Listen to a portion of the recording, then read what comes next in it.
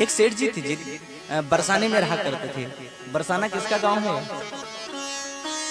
बरसाने की कौन है? कौन है? एक बार प्रेम से बोल दो, और प्रेम से।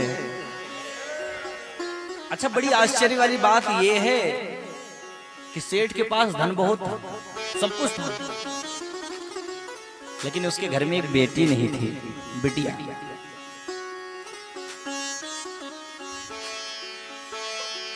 दिन भर परेशान रहता था, दिन भर सोचता था, हे गोविंद, मैंने कौन सा पाप किया है कि मुझे तुमने बेटी नहीं दिया?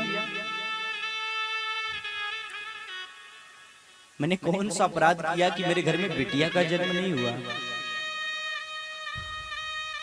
उसके घर में 3 बहू 3 बेटे थे, चौथा कोई नहीं था। 3 बेटों के बाद में भी उसे लगता था एक बेटी क्यों नहीं मुझे मिली। आज की स्थिति को देख करके बड़ा आश्चर्य हो रहा होगा। तू बेटी के लिए परेशान था?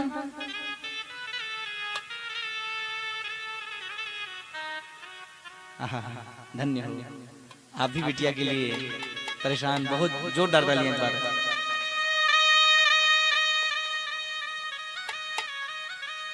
बंधुओं, वो सेठ सब कुछ था, धन बहुत था, वैभव बहुत था, भगवान का भक्त भी बहुत बड़ा था। एक दिन एक घटना घटी। एक संत आगे उसकी दुकान पे, संत ने कहा, रे सेठ, कुछ भिक्षा दे दे। सेठ जी ने कहा, बाबा, मैं भिक्षा बाद में दूंगा, लेकिन मैं आपसे कुछ पूछना चाहता हूं, पहले उस बात को बताओ।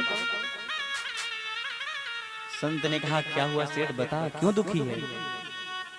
सेठ ने कहा, बाबा ये बताओ, मेरे घर बिटिया का जन्म कब होगा? जो कहोगे मैं भिक्षा दे दूंगा, लेकिन मुझे एक बेटी दे दो।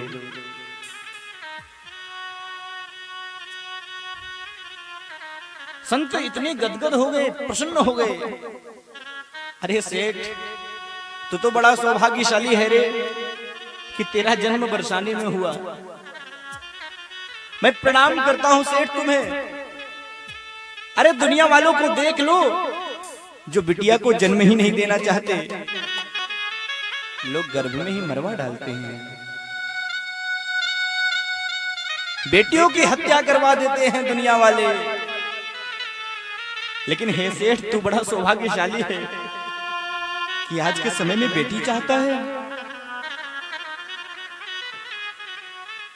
कन्यादान से बड़ा कोई दान नहीं है दुनिया में। संत ने क्या समझाया, सेठ, हमारे जीवन में जिस चीज का अभाव होता है वहां पर भगवान का भाव बिठा देना चाहिए, सारे अभावों की पूर्ति हो जाएगी। तेरे पास बेटी रही है ना? अरे तू तो बरसाने में रहता है, तो एक काम कर लेना। सुनो सेठ, तुमको मिला बरसाने को वास, यही कारण राधा सुता काहे रहत उदास। हे सेठ, तेरे पास बिटिया नहीं ना? बरसाने में तेरा जन्म हुआ है, एक काम कर, उस राधा रानी को अपनी बिटिया मान लेना। हमारे जीवन में जिस चीज का अभाव होता है वहां पर भगवान का भाव बिठा देना चाहिए। मैंने कहा ना, सारे अभावों की पूर्ति हो जाएगी।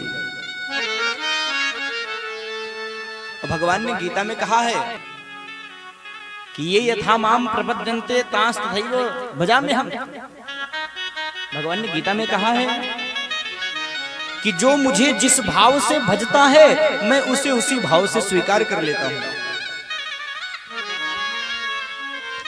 भगवान को जो पुत्र मानता है, भगवान उसे पिता मान लेते हैं। भगवान को जो मित्र मानता है, भगवान उसे मित्र मान लेते हैं। बस आवश्यकता है एक संबंध जोड़ने की, कुछ तो जोड़ो।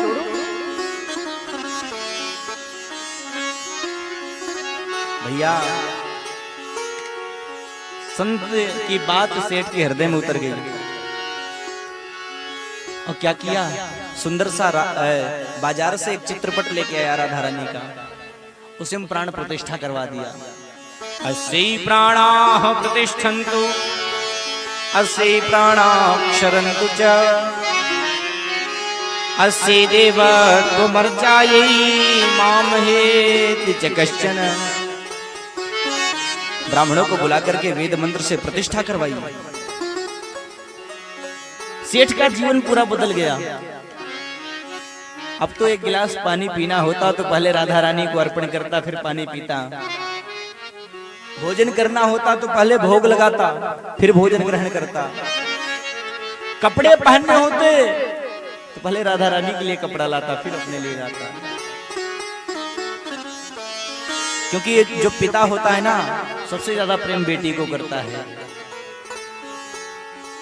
बंधुओं,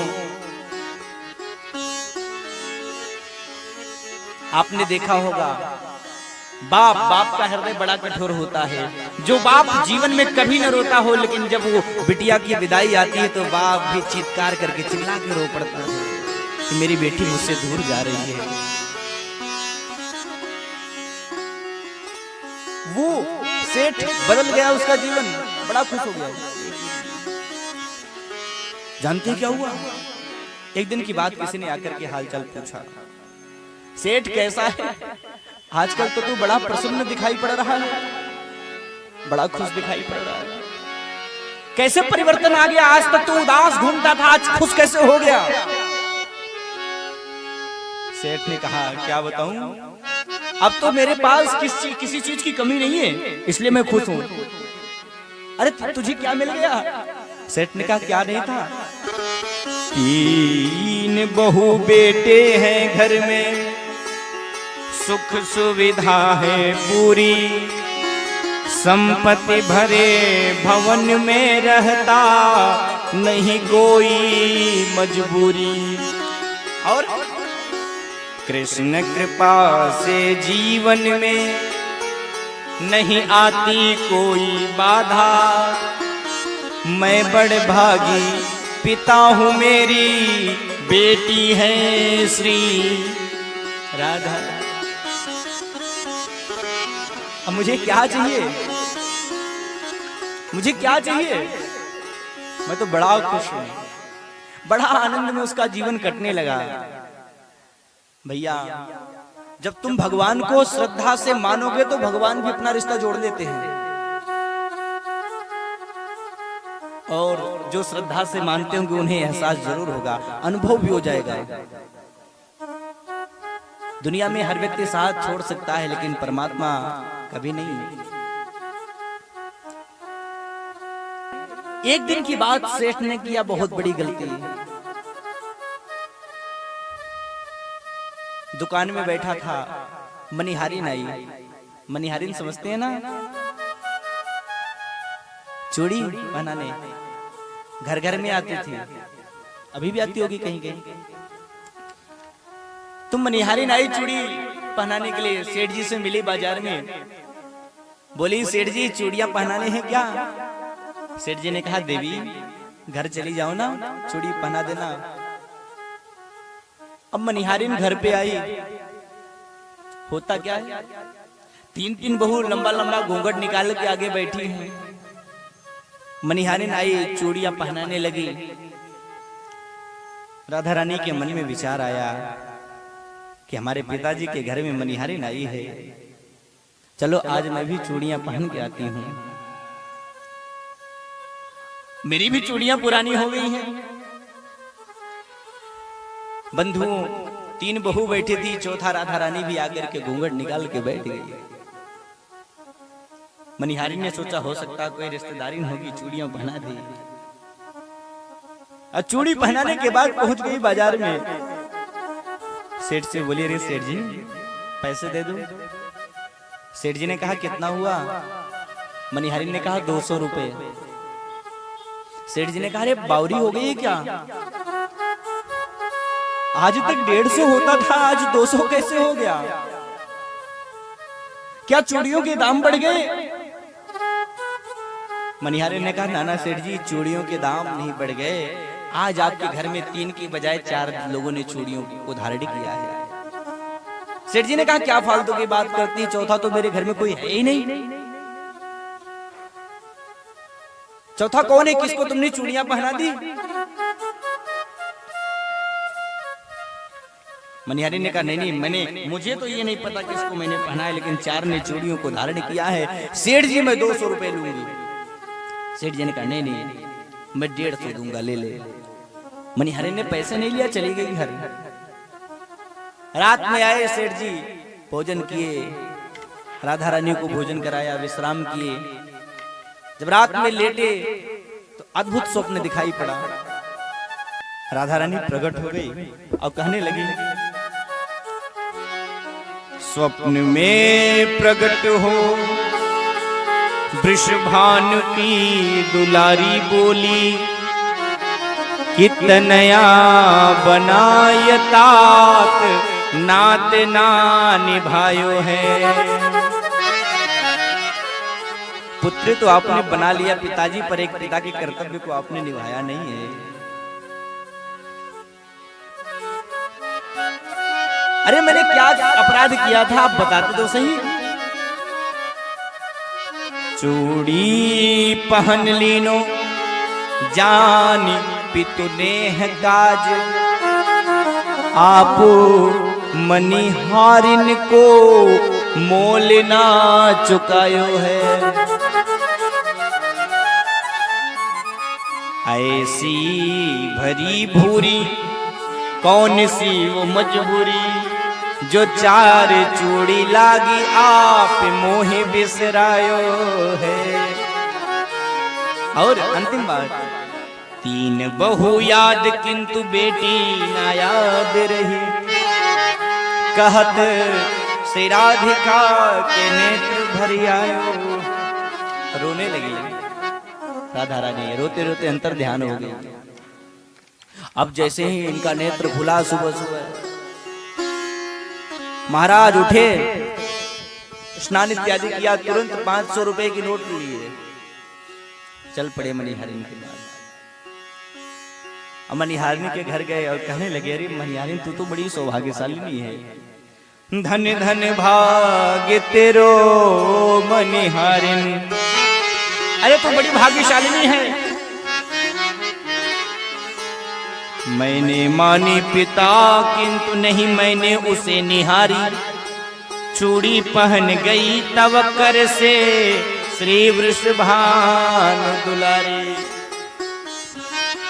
अरे मनिहारिन तू बड़ी सौभाग्यशालिनी है, राधा रानी का पिता अपने आप को माना था, उसे बिटिया माना था, पर आज तक उसका मैंने कभी साक्षात दर्शन नहीं किया, लेकिन तू तो बड़ी भाग्यशालिनी है, तेरे हाथों से उसने चूड़ियों को धारण किया है।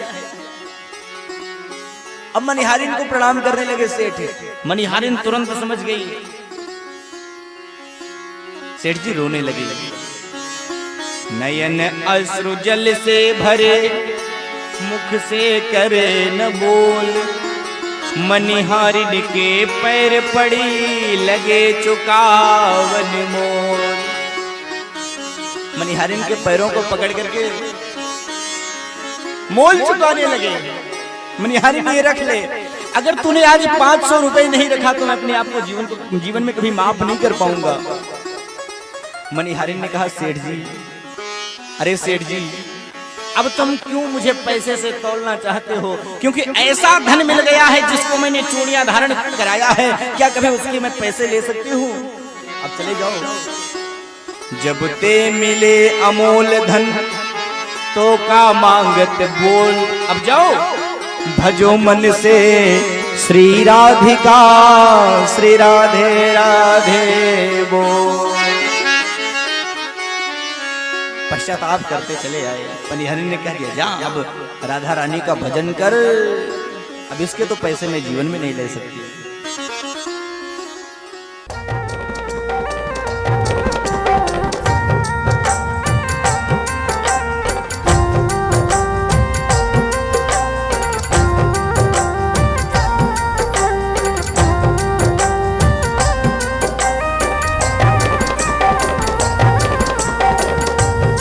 मीठे रस से भरोई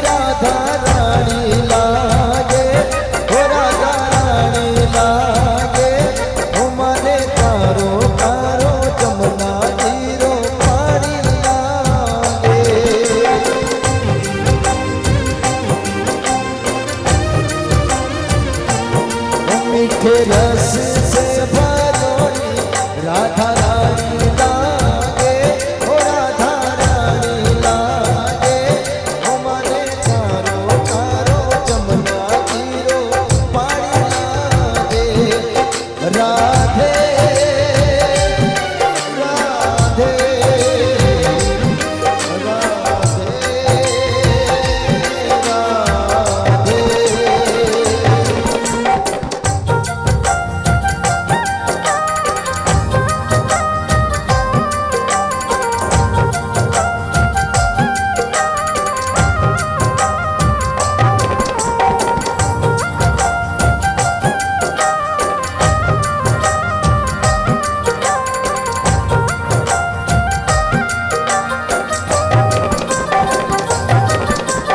यमुना मैया का